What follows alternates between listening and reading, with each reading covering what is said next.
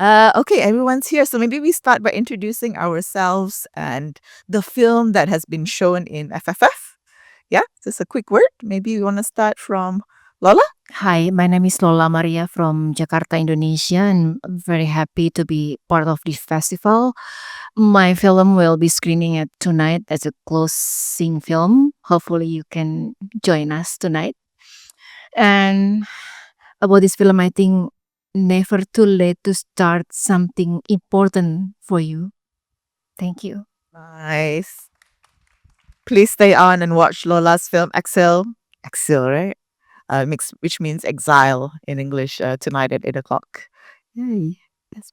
My name is Koetsawang from Thailand. My film was screened yesterday. It's called The Nightmare and a Dream. And I've been here. This is the third times already. So I'm very happy every time I'm here. Thank you. Old friend. Thank you. Thank you, Fim. Yes. Hi, my name is Laura. So I'm a co-director for the film Nothing Gentle in the Shadows. Thank you, Laura. Laura's Malaysian. I think In case there's any new people that just joined us, Shuvangi's film just screened, right?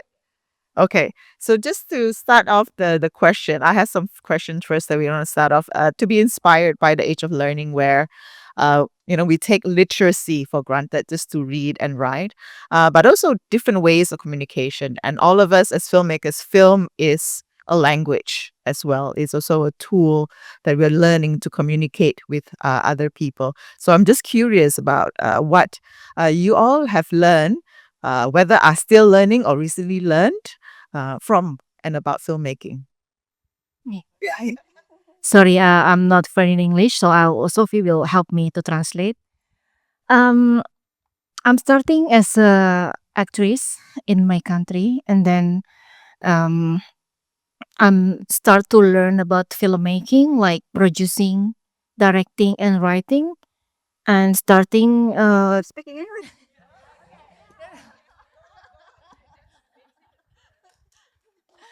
Thank you. And since like 10 years ago, start to like 10, 12 years ago, I start to direct my first film. Title is Bedina. It's very personal. Then after that, I start and falling in love with filmmaking.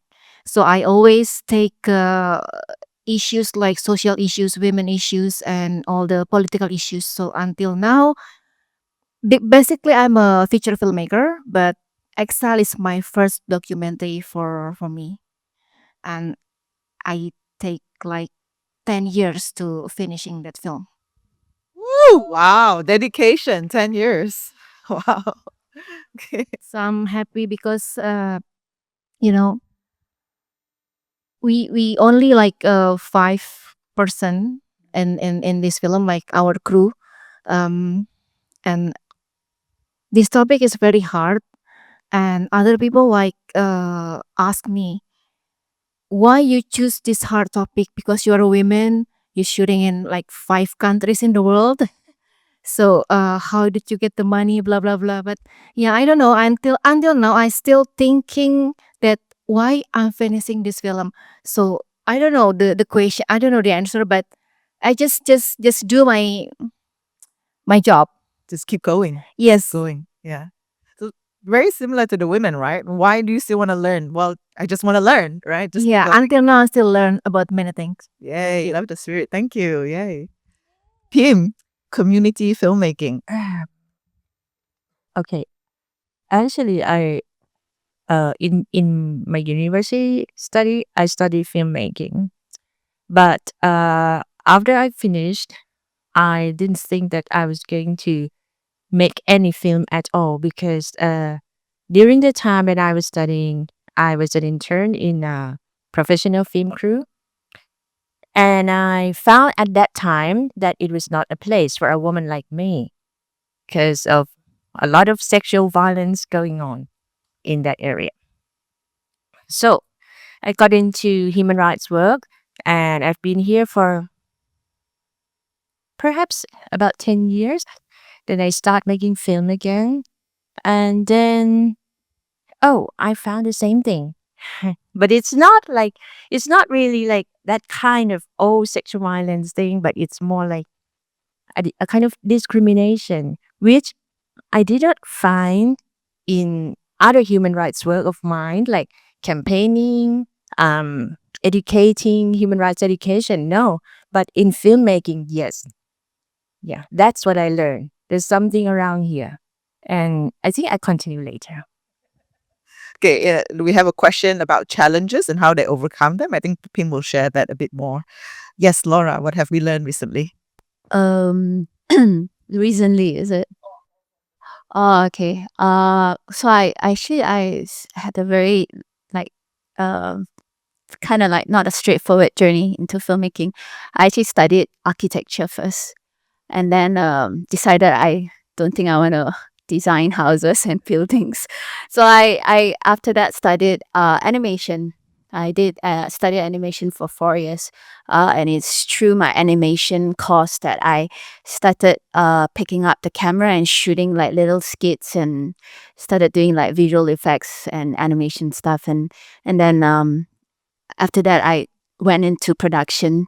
I worked in craft service. I made coffee and sandwiches, and then slowly worked my way up. I think I have Nadia Hamza, who's in the crowd here, to thank, because I don't think I would have had a foot into the industry if she didn't give me this opportunity to do a little like silly commercial, and then it just built up from there. And now I'm in the midst of learning how to write my first feature. So it's a beast, a huge beast. But I think what I learned is that women have to support women. That's really, really important. The community that we built, that's yeah, I think what I take away from so far, my journey. Nice. Yeah, I think we are all testament of women supporting women here. So fantastic. Thank you. Shuvangi, yes, what have you learned about filmmaking? Um, I think um, I think mine also like I have no background on filmmaking, and my first short documentary film, it actually came out of this need to document and not thinking that it will be a film. And I think maybe in our country, like we have this um, perception of films, and I think like for general people as well, because we are so used to watching like fiction films, and our understanding is, I think, very limited to that. And me myself, I have always like not liked non-fiction so much, and I've always been interested in fiction. And uh, but as to make my first short documentary, I had to watch like a lot of documentaries because that was the only way to learn. And I think in that process I sort of learned like how much creativity and how much experimental and how much different documentary filmmaking can be.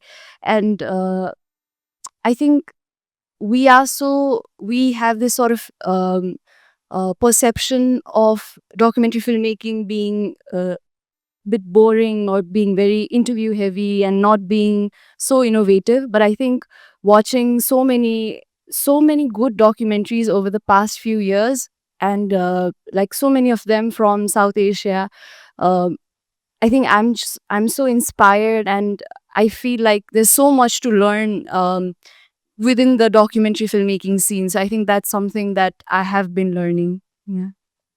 Fantastic. Again, testament that no matter at what age, you can continue to learn, right? So hopefully you guys can also continue to learn whatever that drives you. Before I pass the mic over to you, I have one more question just for everyone to share.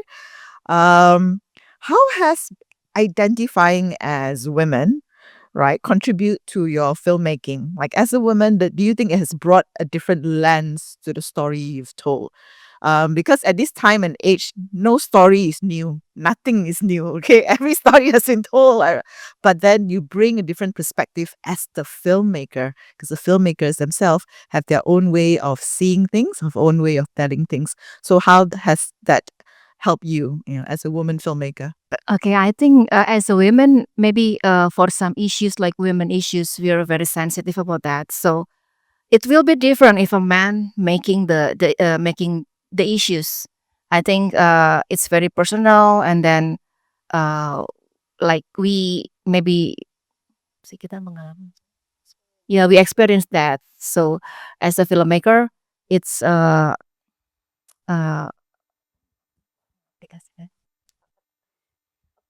yeah, we can apply implementation to the film.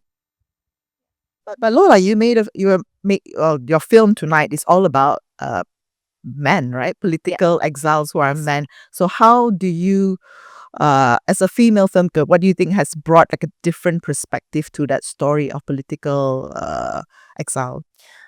Yeah, because I didn't born at that time, so I don't know anything about 65. So I learned then so many perspective. So I live in this era. I just want to know from my perspective. So the movie is all about my questions.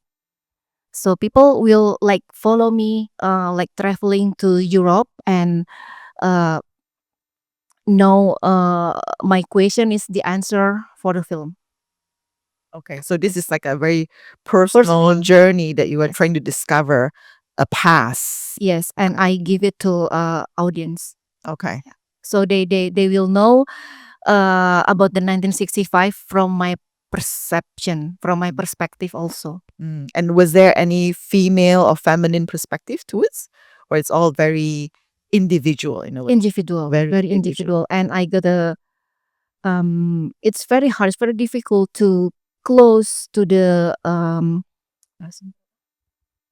subjects. yeah, to the subject because they had many trauma about the new people. So I just learned about my subject. So if my subject they like music, so I starting with the music question. Then if they like cooking, I start with the food. So and then after that I can get into the personal question. Fascinating. So I find that there's a very different perspective than the traditional, very masculine style of filmmaking, which is I come as a very investigative reporter, a journalist. This is my question. I'm going to ask you difficult, hard question right here, right now. Make you uncomfortable. But you went in very gently. Yeah, You find common interests and then you go in, you try to befriend your subjects. yeah, like So that's talk heart to so heart, different, like yeah. what foods you like and why do you like cooking, what food you like. It's a very gentle way of like, warming up And to your after that, how was your family? How did you get the scholarship from 65 to this country? Blah blah blah. Ah, lovely. So stay back and check it out. 8 o'clock. How it's different. Right. Thank you. Pip. I think I did not try to put in a feminist perspective in any of my films. I just try to make it more natural. Let me tell you my first experience when I came back and start making a film again. I worked with my husband, who at that time was not my husband, and he sent me the script, the plot. It's a story about an orphan boy who lives with an uncle in a refugee camp and who has a friend who is another boy. And it's all the stories about boys and men. And I was reading and I said that, can he live with an aunt instead of an uncle? I mean, and then anyway, we developed that story together, and in the end, it becomes a movie as a boy lives with an aunt and who has two friends, one younger girl and an older boy. And I mean, it's not because I try to put women in there, but I see life in a refugee camp and there are women and there are girls. And that's the way things are. Yeah. Yeah, the world is diverse and diversity is good to see in film because it represents the world, right? And so you bring in that perspective. So I do see that as quite feminist. Yeah. Maybe, but without intent. Yes, because you changed a story that was entirely about men to include some female presence as well. So I think to have diversity in the stories is already very feminist. Yeah. And luckily, he enjoyed working in that more. And that's why he became your husband. Perhaps. Right. Laura?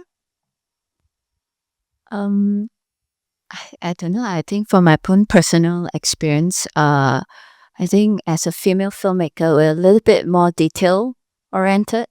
So I think I can relate to what Lola says, like approaching subject matters in a different way, where you talk in more casual manner, more, we say more intimate sometimes before even, going straight to the core. I totally relate to that approach, because like working also on Nothing Gentle in the Shadows, with my co-director Joshua, because it's his story. And also he had found all the subject matters, but I think like after listening, then I asked questions that were not related to the subject matter, and that brought details, and then that brings texture to the film in the end. So I think women have that way of going about with that kind of filmmaking style, I think. Yeah. S- talking about the film Nothing Gentle in the Shadows, I don't know how many of you have seen it, but it's actually about male sexual survivors who experience sexual assault as children, right? As young people. And so I was just wondering how. So now it's the reverse, because usually you have men doing documentaries about women, domestic violence, la la la. But now that as a female filmmaker going in, looking into male or young boys sexual violence. How does that feel for you?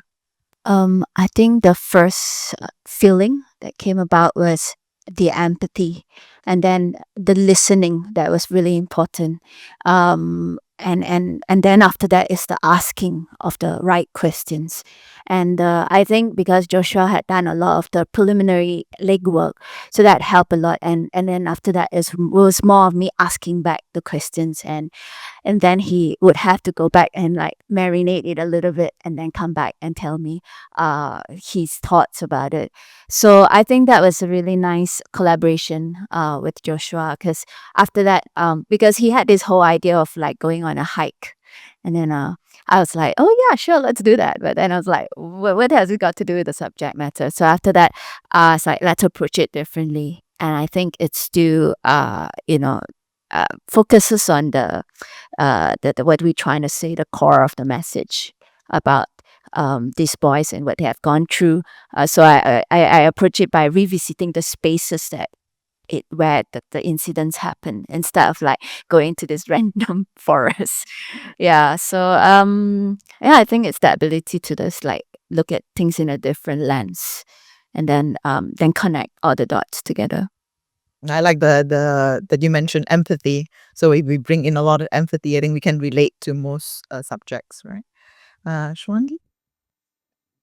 So for me, personal stories are very important, and I think that's how I got into filmmaking in the first place. My mother is an adult learner, and that's how I got inspired into this whole thing.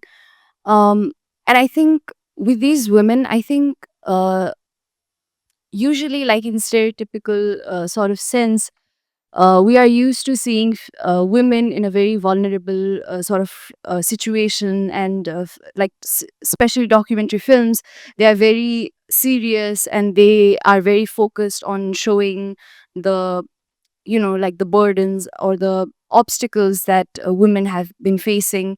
But as a woman, I think what really inspires me towards these stories is these are about women who have these simple desires, and they are sort of trying to uh, they have these dreams and they want to achieve them, and there's no um, like they are old, or they are, they may be homemakers, but they just have this desire to go and study, and they are just doing that. So I think it also sort of relates to that, just following your dream no matter what your situation is. And I think I really relate to that, and I want to see more of those women. And it's not just about big, like very women doing big things, but just common women who are doing these day to day very things which may seem very small to us, but it really inspires me. And I think and I also want a lot of joy and a lot of humor in the story, because like a person's life, despite of like all the hardships and everything, there's also joy, there's also room for a little bit of laughter and happiness. So I think I'm drawn to that as well. And I think I liked how you also talked about the process that women filmmakers also bring to the whole filmmaking. And there's this I don't know if you've watched it, but there's this Instagram reel which is very famous.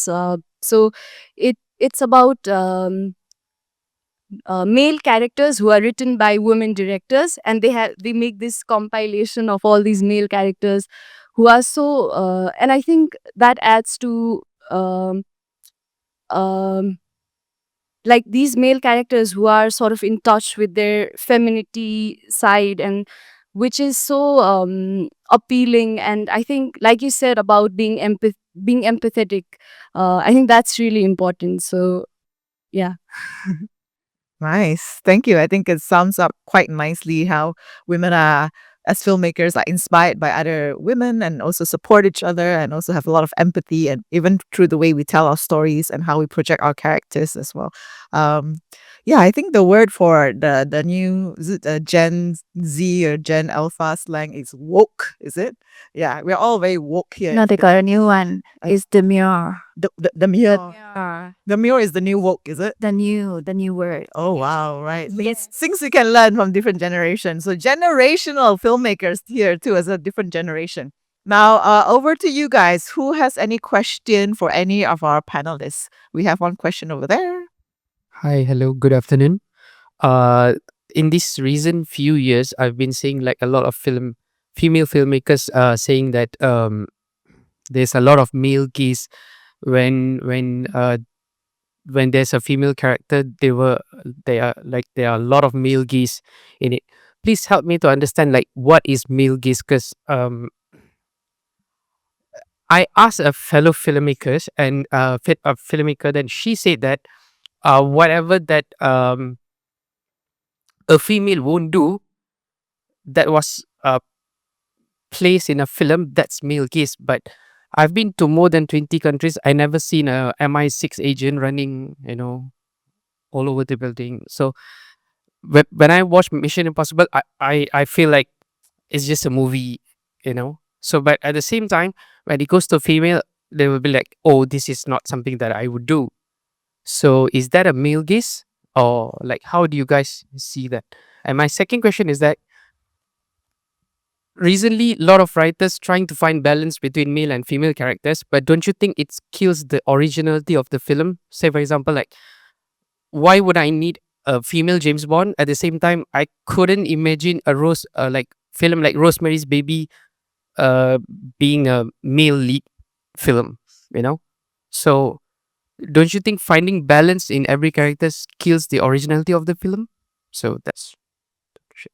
Okay, so the two questions are not quite related to your films, but it's okay.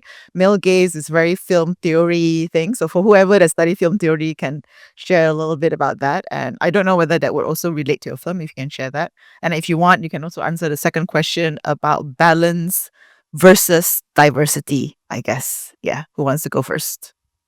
I want to go to the first question about the male gaze. It's about the man point of view for the film.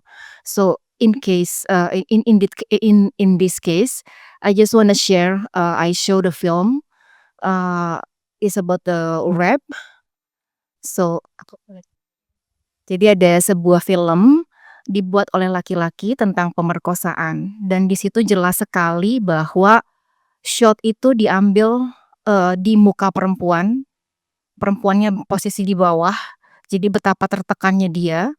Kemudian setelah itu, setelah diperkosa, kemudian perempuan itu menyelamatkan diri, berlari dengan pakaian yang hampir semua terbuka, dan gambarnya sangat indah sekali. Bayangan saya sebagai perempuan, kalau posisi itu untuk mencegah kekerasan, harusnya diambil posisi laki-lakinya, jangan perempuannya. Kemudian tidak mungkin ada perempuan setelah diperkosa bisa berlari dengan baju slow motion, dengan baju yang hampir setengah terbuka. Itu hanya keindahannya aja, bukan inti dari apa yang ingin disampaikan tentang kekerasan seksual. Should I translate?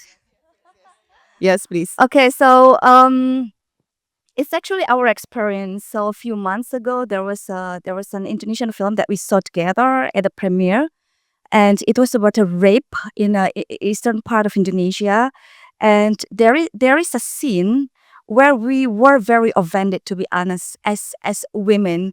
So there was a scene where a girl got raped by a man, and after a man raped her, but I think the angle at the time was from the face of the man, right? Like he was so satisfied instead of the woman like being so hurt to get that treatment. So after that, the girl was running away from the rapist in slow motion in a really nice and beautiful way with I'm sorry.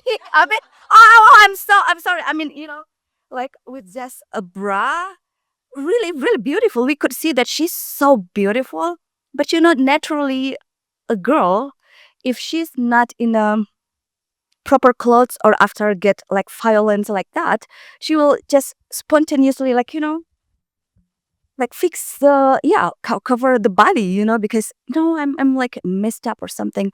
So when we saw that, we're like, are you serious? And this film made by a man, and we could see, I think that's not only the other scene that we saw, it's pretty for us like, oh no, it's really not.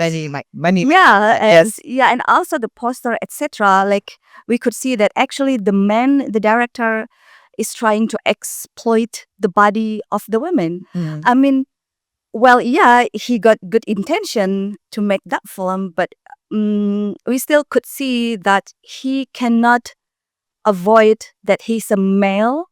So we could still see the male gaze on that film, because if Lola made that film, she wouldn't do that. If I make that film, if I was the producer of that film, because I'm a producer, I wouldn't do that, So I think all of us wouldn't do that. no, yeah, just to exploit. We could see very clear that was Yeah. an exploitation. Yeah. Exploitation, objectification of the female body in film that usually sums up the male Yeah. gaze. And Lola said if it's to avoid the violence, he shouldn't do that. Yeah. So yeah. Okay.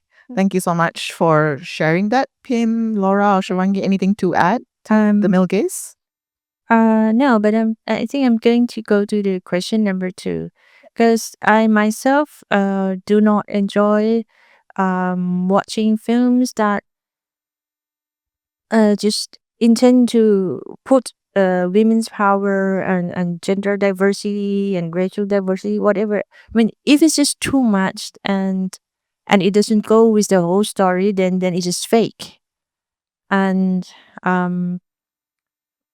however, I think there are some movies that, how to say, if you don't try to put in things, but you really see things that way, it works. But if you try and you actually didn't really mean it, but you just have to put some this character as Asian and another one Latino, another black, another lesbian, another gay in there, it just go too much, and I don't know what I'm watching. And as a woman filmmaker, I don't need to work on women's issue all the time.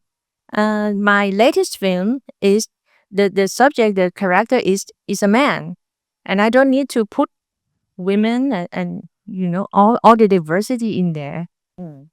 Yeah. Yeah, I think that's the word for it, called tokenism, where you put it in just for the sake of putting it in. But, it has to, like all storytelling, it has to come from an honest and earnest and genuine place, right? Then it feels real. And sorry, adding one thing. I used to write a book, and then I got a comment from a feminist person who said that, why didn't I write about women? And I was wondering why I have to write about women. I'm a person. I can write about anyone, Right? So women can write about men and other characters as well. Yeah, actually, I want to echo what Pim said, because actually, I'm also writing characters who are men, and we constantly get that from our mentors, like, why aren't you writing a character that's female? But I think it also goes back to, first and foremost, what is your intention? To answer the first question, the male gaze is, what is your intention of showing and objectifying a woman's body? If it serves your intention and the world and the message that you're trying to say in your film, then so be it. But if it's just there to objectify and to satisfy your own personal desire, then that's male gaze. The second question, I think also it goes back to intention. Um, I don't think that if you're a female filmmaker, you can write male characters, and the same goes if you're of Chinese ethnicity. You can't tell, let's say, a Malay story. But the very important thing is you've done your due diligence in the research. I think that's it. It will show. So I think that's how we prevent ourselves from stereotyping or going into telling something that is flawed or wrong. Wonderfully put. Intention is everything. Yeah, thank you. Shuvangi? I think just like adding to all of that have been said, of course, I think for every film, it's not necessary or even like practical to find a balance. But I think one thing that is very important is when there are women characters in the film, it's very important to show them as like human beings with like their own. They're not just like a showcase, but they're actually person with their own desires and with their own agency, which is very important. And like there are a lot of theories also which show like how a woman is being represented. There's this theory, I forgot the actual name, but there's this theory where if in a scene there are two female characters, but they are only talking about a man in a film, then it doesn't pass the Bechdel test. Bechdel test, right? So it also shows like what is that female character there for, and does she have her own life? Like, does she have her agency? So I think that is very important in a film for me. Mm. I want to add on also, when we are shooting certain scenes that requires female characters to do certain things that they might not be comfortable, I think first and foremost we have to ask if they are comfortable. I think that's sometimes lacking also. And after you've approached that scene, do you check in with your female actresses that they feel good? Are they okay? And do you allow and give them and set up a space for them to feel comfortable? So those also, it all goes into place. So after that, what's on screen, you will know whether the due diligence have been done. Yeah. The due diligence, the research that comes before the writing of the story, the intention of all the female And during characters, production. and during when you produce, when you're making it, right? And maybe some even to the extent of editing it as well. Like, how do you then showcase the characters, whether it is, in its full diversity as 3-dimensional human being or just 2-dimensional, what we call flower vase in a film. So I think these are all very good conversations that can continue also outside. So let's have one or two more questions over there. Yes. Hi, my name is Santosh. I'm a film scorer. I am a production guy. And what defines success for freedom filmmakers or filmmakers who are making films with statements? That is what I would like to understand as a creative who's creating. What defines success for you as a filmmaker? Laura? Laura. Do you want to go first? Okay, I go first. I think for Nothing Gentle in the Shadows, I think it would be a sweet success, I would say, if there's certain policy changes. That's the max that we hope to achieve. But of course, the little nuggets of success is when people like come up to us and start opening up about their own experiences with sexual violence and sexual assault, and that the fact that the film had created this safe bubble, safe space, I think that itself is already quite a nice success. Yeah. Nice. So it's already successful. Can I just add a little bit to that? Like my first film was also on adult learners, and when there was this like a friend of mine who after she knew that I was making, there was screening of Age of Learning, and she knew that it was about women going to school, so she brought her grandmother also along with her, and I think that's also so cute to see. And that's also a marker of success. So success can be defined by yourself, actually, right? Very nice. Thank you for sharing, Pim. I enjoy sitting with the audience when they're watching my films, and I love to observe them, how they feel. And I think my film is successful when it works with people. Um, and like for example, I used to make a documentary following a group of young people in a community on filmmaking, and when I screened that film to other communities, and then after the film finished, then a few people came to talk to me that we want to do that kind of thing, we want to shoot the film, we can do that. I mean, this kind of thing make me feel that, oh, this is a success that I want, you know. And for community films also, I will feel that it's successful if it works in the community, um, if the community feel proud to produce that film, and they get together and they can feel that they own that film, that is a success. Fantastic. So if you make a film with a community, they all feel the ownership together, and you inspired some members of the audience. That is also successful. Wonderful. Lola. I think if the audience got the message from the film, and the film can change the paradigm of the society. Wow.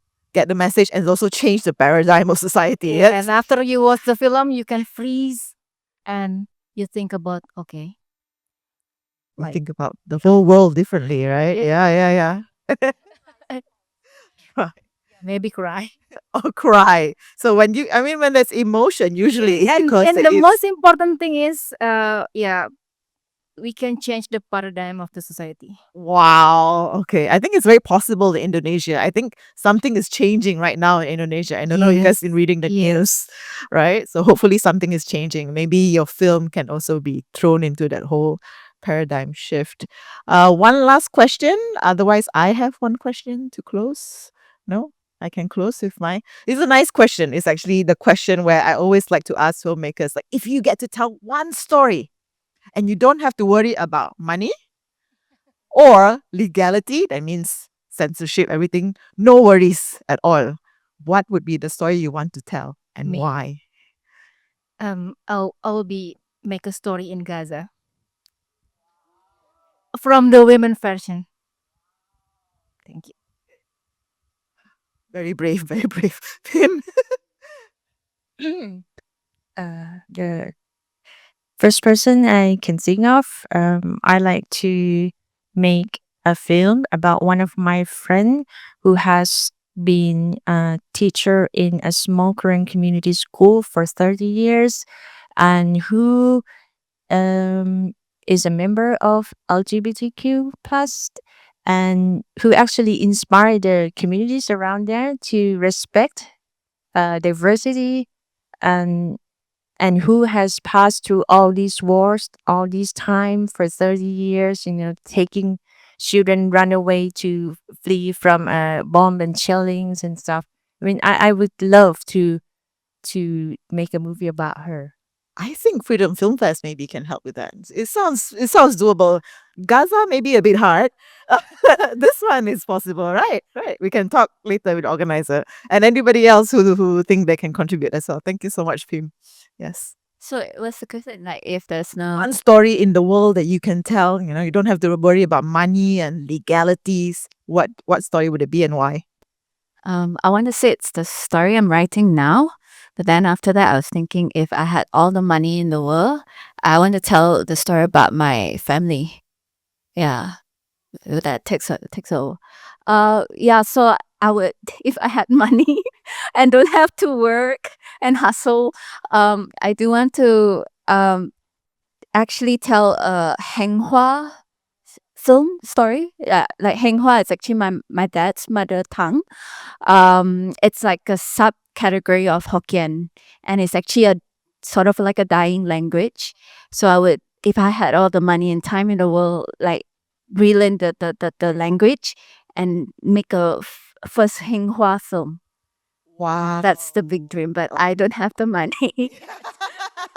Any Henghua people in the audience? Oh, now then. Maybe you can find ways to crowdfund for this Henghua film to happen. Yay. Shuvangi. I think it was like real so intense. There's so much pressure. So so my mother, actually, she used to go to this school and she had to leave in between, and now she is going back to school. And I think I've always been fascinated by my family dynamics.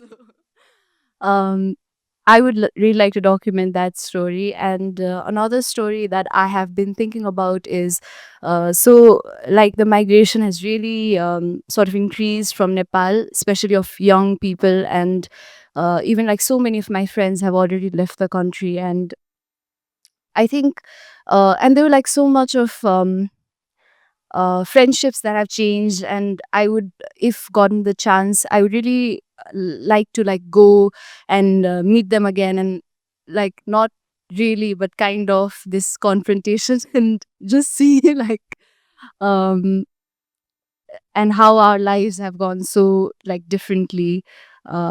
I don't know, like something A around documentary those of lines. migration, but through your friends. Yeah, from my personal take. Very nice, very nice. I think that is maybe also possible.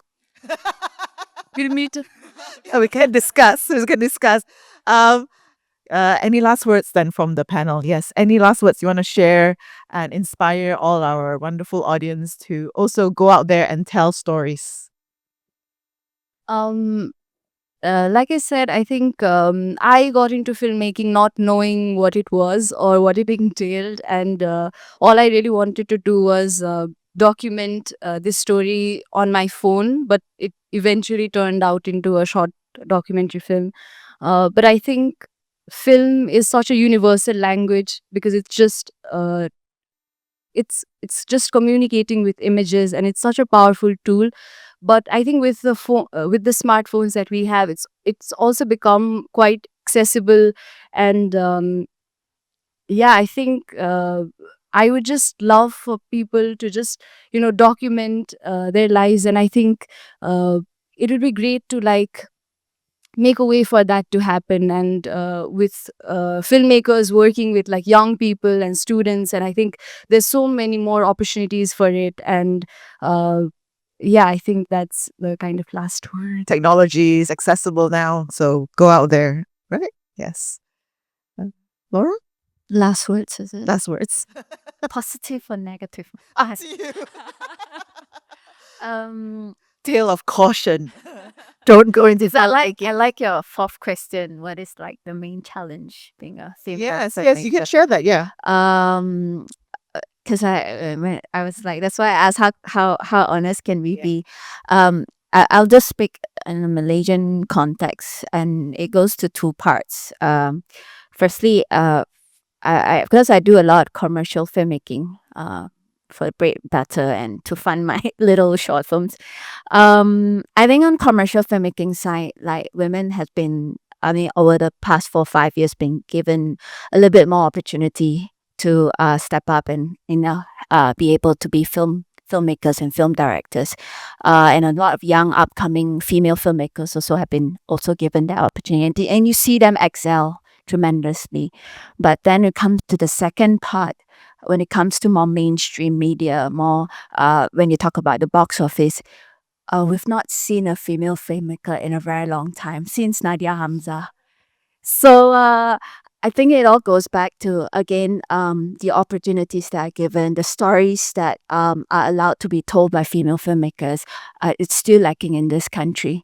And I don't know what is it. But yeah, I would say there's still quite a bit of a challenge there to break that ceiling. So how do you suggest we kick the ceiling down? I think we've been trying. We've been trying. And then me and yourself also, and you've also tried. I mean, you did a TV series for a broadcaster, right? But after that, no one came after you to do So, another yes, series. yes. So I'm just wondering why. Yeah. This is very, I think, interesting perception of female filmmakers And I'm wondering if, like in Indonesia and in in Thailand. Nepal and in Thailand, do you all have the same? I don't think so. In Thailand, I feel like they get a lot of opportunities. Yes, Film can share. Okay, I can copy her about these challenges. Let's say in my circle, if you are a male producer, people take you seriously as a real producer. Okay, but if you're a female producer, you're there to control finance. And in one of the film that I wrote, it's my story. I wrote the script and I find the team and everything, and I was there, and then I walk past and I heard a cameraman talking, joking with his assistant that, who's bigger than the director, who's more powerful than the director's wife. And I was like, okay, you know. So anyway, these things happen, but uh you cannot let it hurt you. You cannot let it harm Stop you. you, yeah. Yeah. And you just continue what you do. Pim, Yeah. to tie back to the earlier, you were saying that there was also sexual violence that happens in community filmmaking, remember? And then you wanted to share how you overcame or addressed this issue. Not in the community filmmaking, sexual violence in a professional film crew that I was in, as an intern. Human rights work, Uh, is it? Because you were saying in campaign it's fine, but then in the human rights filmmaking there were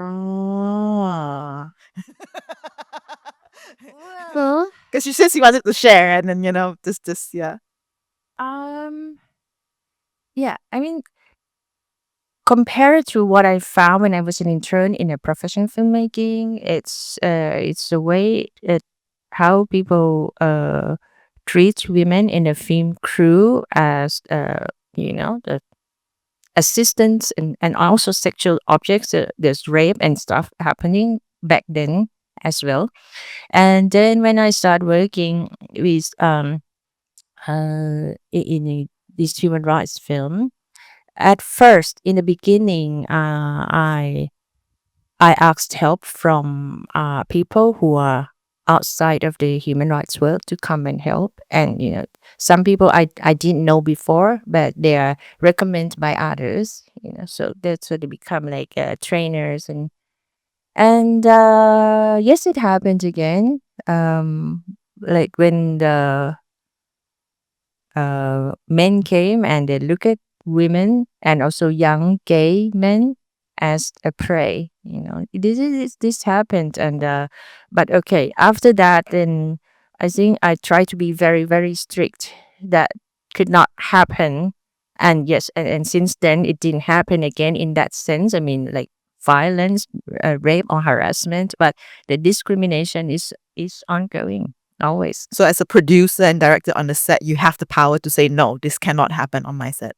Yeah. Yeah. So that's what you can do. Right. Lola. Through film, I can speak what I really feel, and then feel free to expression like freedom. And yeah, I can say that once again, film can change the paradigm of society. Okay, right. Do you also, because just now Laura posed a question to you, do you also face similar challenges in Indonesia as women filmmakers in terms of discrimination and sexual violence? And Yeah. how do you guys deal with it? Because you guys have a lot more filmmakers than we do. I mean, Yes. female filmmakers as well. As a women filmmaker from Indonesia, yeah, we had so many women filmmaker in my country.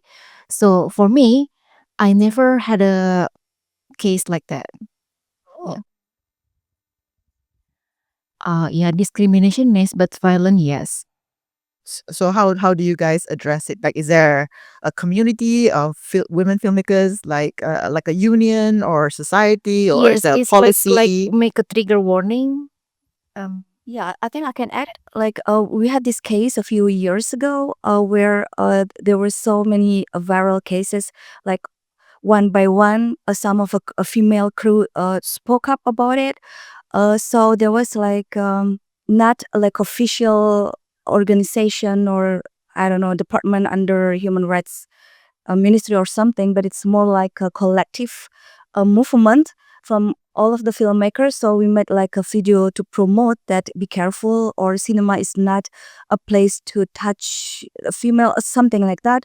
And some of film organizations, they how to call it, advises all of the production houses in Indonesia to start to discuss like how to protect their female crew or workers.